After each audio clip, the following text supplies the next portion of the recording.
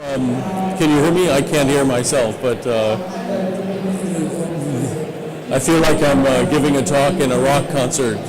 But so I'm going to be talking about the Asian produce market transformation and implications for trade in this talk. And some of this follows from what I said yesterday in the trade symposium, but more focused on the consumption market and the changes in the produce value chain, but not as much on the farm sector. The interest of thinking about the produce market in Asia should be evident for three kinds of people that are at this trade show. The first are people that want to export into Asia and think about how the market is changing and how the market is characterized.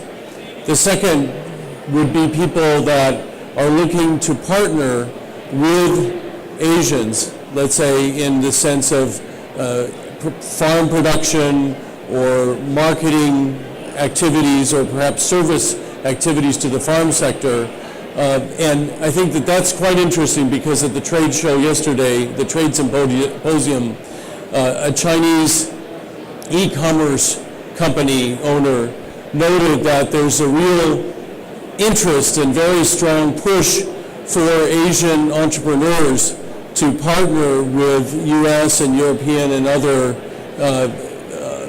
produce companies, both to develop new kinds of varieties for the market, various kinds of techniques, and also to be able to have some quid pro quo with access to markets outside of Asia. So I'll be talking about the very rapid growth in the demand in the market in Asia as well as the supply chains domestically in this talk. So one of the key elements that we want to think about is that the changes that are occurring in the Asian produce market as well as in Asian supply chains for produce is changing extremely quickly. This was emphasized by some of the Asian speakers yesterday at the trade symposium, that basically this has not been a situation of gradual, slow change in the produce market and in supply chains, gradually building over time. Rather, it's been something that it's a little bit like a tidal wave that might be a very small ripple in the ocean for 1,000 miles, and then when that wave comes near the shore, the continental shelf, it wells up very quickly. And so really in the past 10 or 20 years, there's been a very rapid change in the produce market and the produce supply chain. And the reason that it's so rapid is that it's not one factor or another. It's not, for example, diet change without other changes, or supply growing but not demand growing. Rather, it's a confluence of 5 different forces that are causing this to change so quickly. Especially on the downstream side, on the demand side, the forces that are pulling the supply chain transformation in Asia along include very rapid urbanization. And then at the same time, there's very rapid changes in both urban consumption habits for produce and other products, as well as in rural consumption habits, and I'll come back to that. And then secondly, in the midstream and downstream on the supply side, there's rapid changes in the wholesale sector, the logistics sector, and also the processing sector, and let's say for juices, et cetera, in the supply chains. There's gigantic investment by especially small and medium enterprises as well as some large enterprises. It's not a state-run or state-invested process. It's more a private sector investing in the segments of the value chain. And then finally, feeding this whole process of supply chain transformation has been really a revolution at the level of the produce farming, in terms of a proliferation of these farms, a growth in the sector, maybe a 10-fold, 15-fold growth in just a couple decades. Commercialization, diversification of product, a lot more use of pesticides and fertilizer and irrigation, etc., intensification.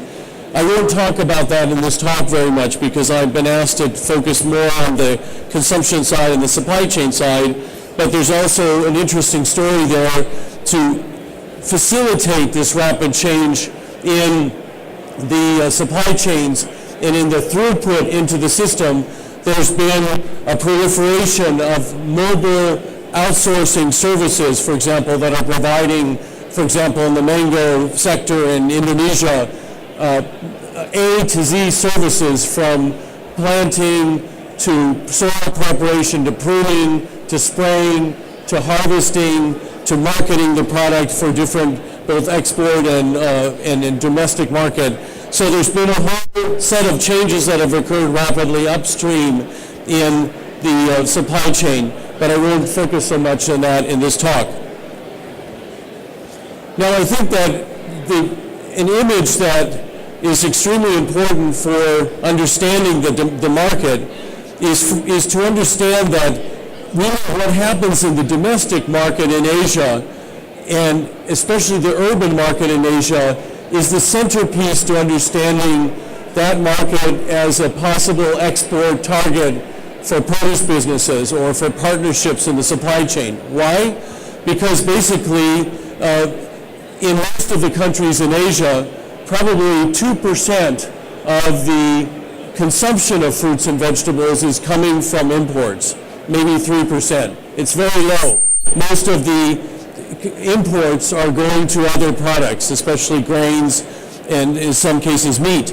So it's really a domestic market, although that 2 to 3% is a very vast market multiplied by many billions of dollars of produce consumption.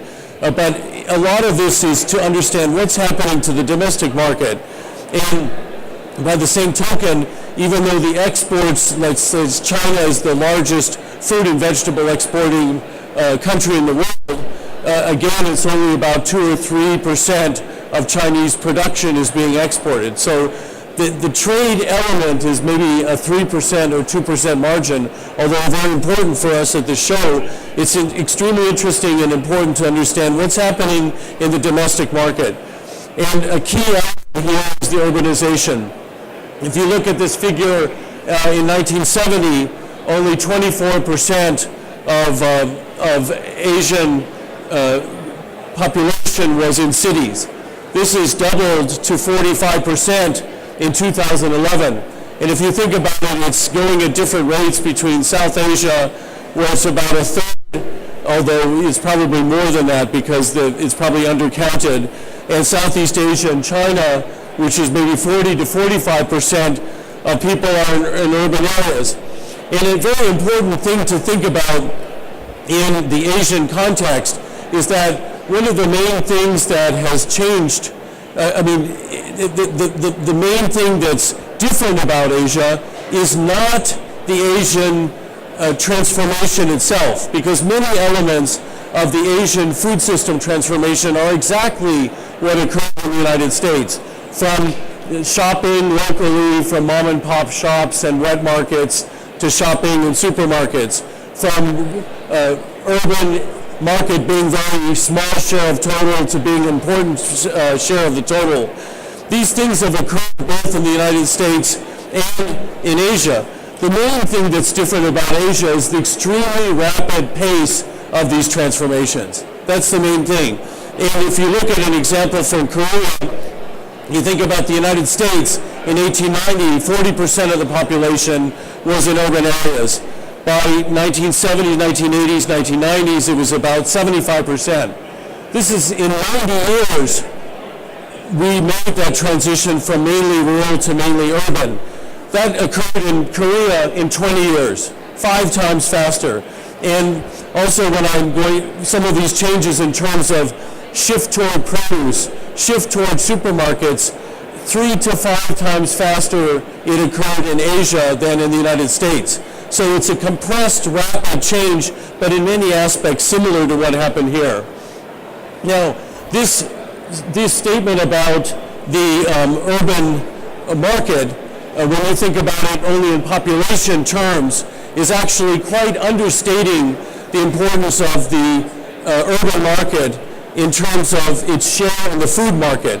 If you look at, let's say, the case of Southeast Asia and China, about 40% of the food of the population is in urban areas, but actually about 2/3 of the food market, actually total food consumption, is occurring in urban areas. So if you're targeting Asia either as a local supplier or as an exporter, 2/3 to 3/4 of your market is the urban Asian. Okay, and what's really interesting is that this share is only for food, but if food in general, it tends to be higher for produce because more produce is consumed and purchased by higher income people than lower income people. And so if you look at a typical example like Indonesia, maybe 65% of their overall food markets in urban areas, but 75% of their fruit is sold in urban markets. An example is mangoes. 75% of mangoes produced in Indonesia are sold in urban markets, and only 1% are exported. Okay, so this would be essentially the same figures in China. If you looked at a mango farm in China or a fruit farm in China, 75 to 80% of the fruit would be sold in urban markets. So this is important to understand the extreme importance of understanding that urban market and the size of it.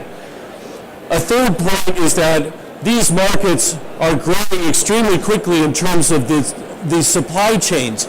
If you think about a rural to urban supply chain in Southeast Asia, like in China or in Thailand, Indonesia, this has grown by a factor of 1,000% in volume over the past 3 decades. That's extremely fast when you think of the mass of investments that need to be made both in infrastructure, roads, ports, electrification, and wholesale markets, and the tens of thousands of small and medium enterprises and larger enterprises that are making investments. You just see the churn and the ferment of the change that's occurring in the produce sector.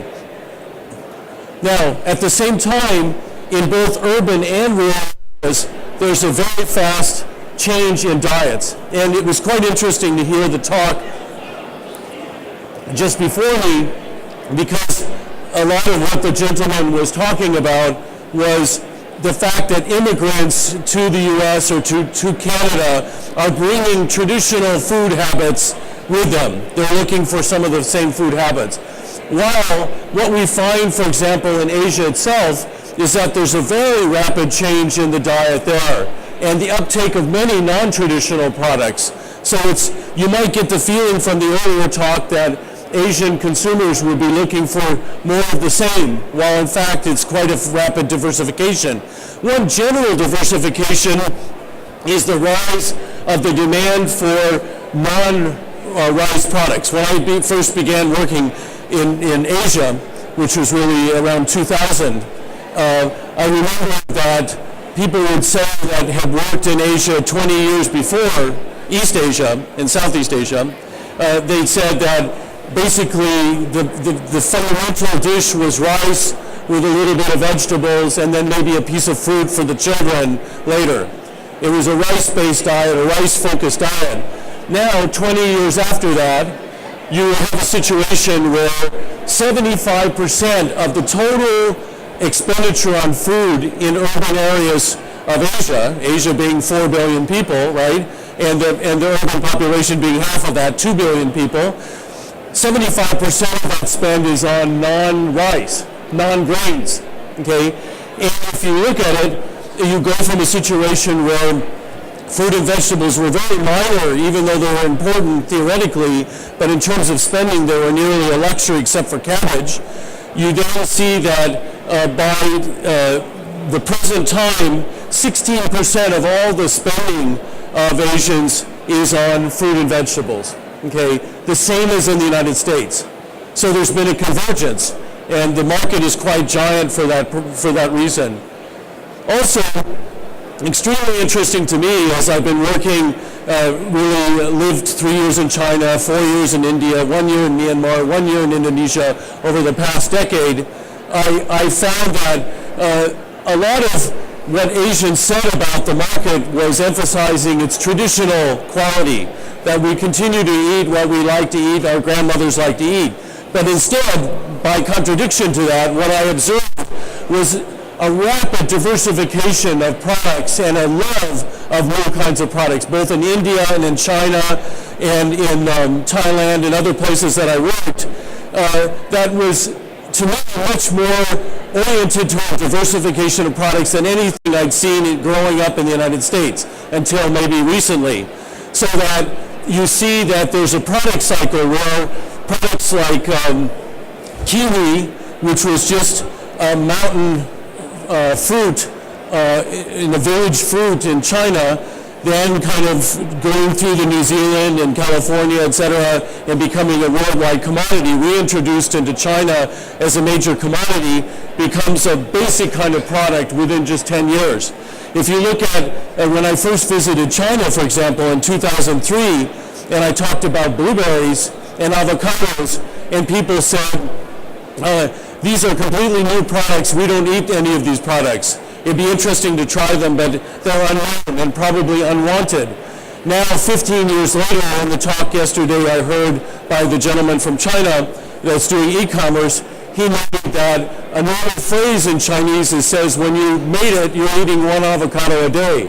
Okay, and also blueberries are becoming very common. I go to a banquet and I see blueberries served very commonly. The same thing as milk.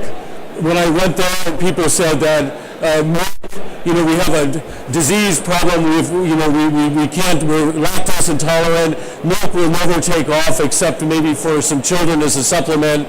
Very minor, very extremely non-traditional. 15 years later, China's the biggest milk market in the world. Okay, so the malleability and changeability and flexibility of the diet patterns and consumption as you move along the product cycles in Asia is quite stunning. And I could give many more examples with more time.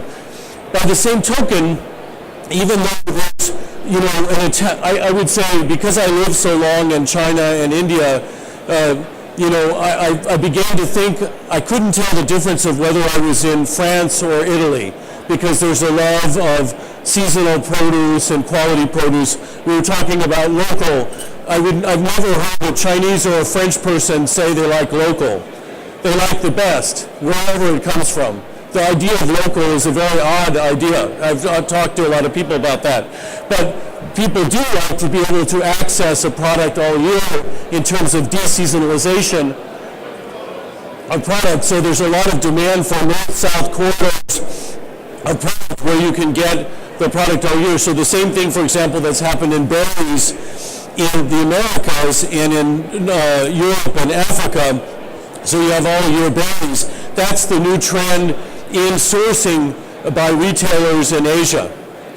And of course, there's a massive shift of shoppers from small shops and wet markets to supermarkets to buy produce.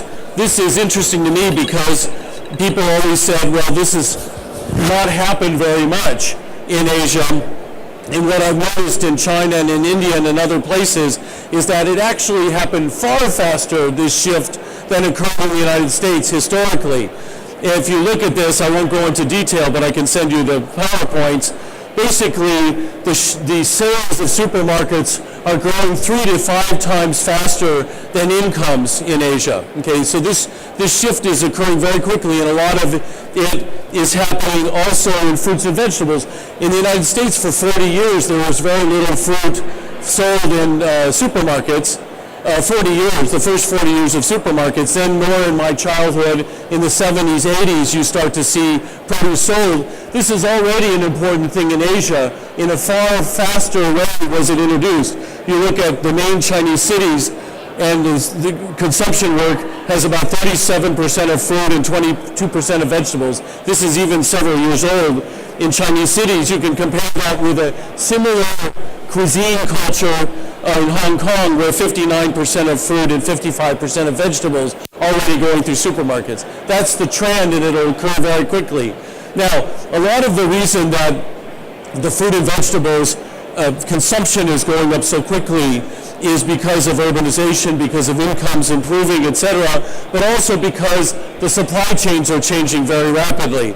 And an example from India, if you look in the Taj Mahal area, Agra, feeding Delhi, and you're thinking about the Asian scale of things, the biggest potato market in the world is Agra and Delhi, okay? And if you think about Delhi as a market, if you add the population of Delhi to its surrounding areas and sum it, it's the size of France in terms of population. So if you think of France extremely rapidly adopting new produce and incomes going up and being linked to the markets, you get the feeling of a Death Star. You know, I'm using my Star Wars visions now. I'm getting all ready to watch the movie. Basically, this idea of Delhi pulling in produce. And with the confluence of change where Delhi's demand for potatoes, diet change, links with better roads, urban wholesale market development, and then upstream changes with electricity and farms shifting to produce in the Agra area 3 to 5 hours from Delhi, there was a gigantic cold storage boom. And so a lot of the people that I talked to, researchers, gurus, policymakers, even business people, said we lack cold storages in India. So the takeaway for you is that we have very poor supply chains that can't support any major development of produce. We went on and we did a survey for several years, very detailed. We found that extremely wrong. Basically, 1% of the farms used modern cold storages in 1999, and then by 10 years later, 99% of the farms used cold storages. It went from almost no potatoes in Delhi coming from cold storages, therefore very seasonal, very high priced, to 10 years later, 65% of the potatoes in the biggest potato market in the world going through the cold storages, price way down, pan season availability. And so it went from these traditional storages to the modern cold storages in just 10 years. And again, it was partly driven by new varieties, water pump subsidies, basically the growth of the Delhi market, and all of that then, aided by an energy grid, led to extremely rapid increase in cold storages that led to this massive shift. So I have so little time for the talk, but basically the idea is that the supply chain is changing very fundamentally and rapidly to equate with the extremely rapid change in consumption for fruit and vegetables. At the same time, there's a fundamental change in wholesale and logistics. I lived in China 3 years. I was a counselor for the Wholesale Market Association of China, and it was absolutely fascinating to watch the changes that were occurring in terms of, for example, franchises of wholesales, like chains, like a fast food chain but of wholesale markets, links with exports and export deals across Asia to make these as platforms for exports as well as sales to supermarket. So the wholesale market sector is changing. Of course, you know about Alibaba and the business-to-business a platform development that's occurred that's also now gone into fresh. And then there's been huge investments in private third-party logistics. And finally, a major change that's occurred that's good news for, let's say, U.S. suppliers into Asia is the rise of specialized and dedicated wholesalers, just like Melissa's in the United States, that are looking for imports and also expediting exports from Asia. An example is the Joy Wing Mao Group in Hong Kong that handles the product for Zespri, Sunkist, and Outspan, sending it to a series of wholesale markets where they have bases in China, as well as directly to a number of supermarket chains, similar to Melissa's. Okay, and then you also have the demonstration farms that they're doing to introduce new varieties. And as was said yesterday, there's a lot of interest on the part of Chinese producers to have joint ventures to bring new varieties and get a domestic supply. Of course, the scary side of that is that the Asian producers, in this case the Chinese that I mentioned, want to take the varieties that are being exported from the United States into China and instead produce them in China for the domestic supply chain. I think that would be an absolutely major trend where in some ways there'll be a lot of displacement of local product because of that. Here are some of the actors that are the specialized wholesalers. And sometimes where there needs to be a fast tracking of the setting up of these supply chains, there's partnerships that are occurring between supermarkets, specialized wholesalers, fruit producer associations, and outfits like Syngenta that are providing seeds and extension and other advice. Okay, so a final point that I want to make about the supply chain change is in the rise of processing. I think this is very interesting. 15 years ago when I started to work in India, I recall that people said, I said, what about the fruit juice market and the fruit cup market? And they said, forget that, that's not Asian. Basically, we take the fruit, very seasonal, home juice it if we juice it, and it's a Western concept. I've learned that there's no such thing as Western and Eastern concepts because there's a lot of convergence in thinking. And basically what you're finding now is a huge rise in fruit juice demand throughout Asia, and also for exotic tastes. And I think that's a big opportunity, and a lot of joint ventures are occurring with dairy. Massive investments by the Swedish company Tetra Pak to make that possible. Even rapid rise of the fruit cups market is occurring very rapidly, something I never dreamed of seeing. Here's an example, the Thai fruit juice industry, the Thai fruit cup industry. So I think that all of these changes that are occurring, urbanization, diet change with a rapid increase of produce consumption as well as diversification, the love of the non-traditional, and the supply chain development that's so rapid, all spell huge opportunities for exports to Asia. At the same time, of course, because these supply chains are growing, if you're an importer, you're a supermarket here, basically more and more product will be available with excellent quality and increasing safety for these situations. Now, the scary thing of this is when for example, in Indonesia, I was at Matahari's, the hypermarket, and the distribution center, a cold distribution center, and I was looking at their display of fruit that they had from different countries, and I was walking along and I saw Chinese apple, Chinese apple, Chinese apple, Chinese apple, and then I saw Korean apple, then I saw Washington apple, no New York apples for the moment. And I said, I'm not representing any industry in the U.S., I'm just a student of supermarket change and supply chain change. I don't see U.S. apples here. And they said, yes, we're trying to eliminate U.S. apples from our portfolio because 5 years ago, Chinese apples were lower quality and lower price. American apples were higher quality but higher price. Now, 5 years later, the Chinese apple are equal quality and lower price.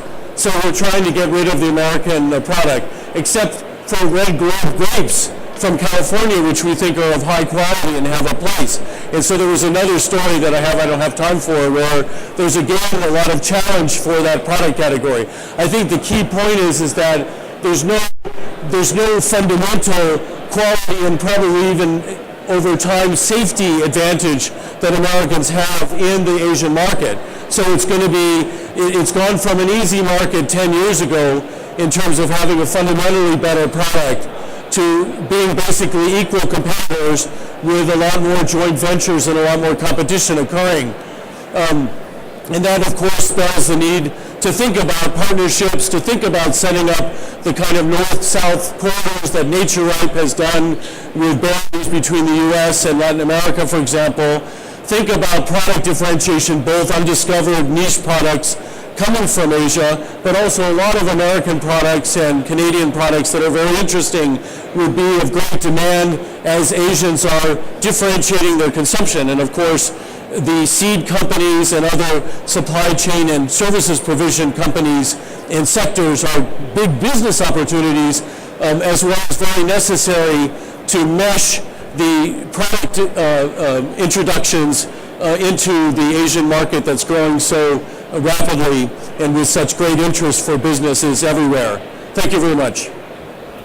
Let's show appreciation to Professor Reardon. Thank you. So we apologize for having to rush Professor Reardon, but he's asked us to keep him on schedule so he catches his flight and gets home on time. I have to give my final exams tomorrow to my students, so they would be glad if I were stuck in New York and unable to come, but I think that, so I have a few minutes, right? We do. If you so have any questions from the audience for Professor Reardon? Not that I can hear you, but you have a microphone. I'll start with a question. Yes. So I've had the good fortune to listen to Professor Reardon speak in a number of different venues over the years, a lot of valuable information. If you were able to distill down the presentation on Asia into a single takeaway that future produce marketers could apply to their market, what might it be? I think that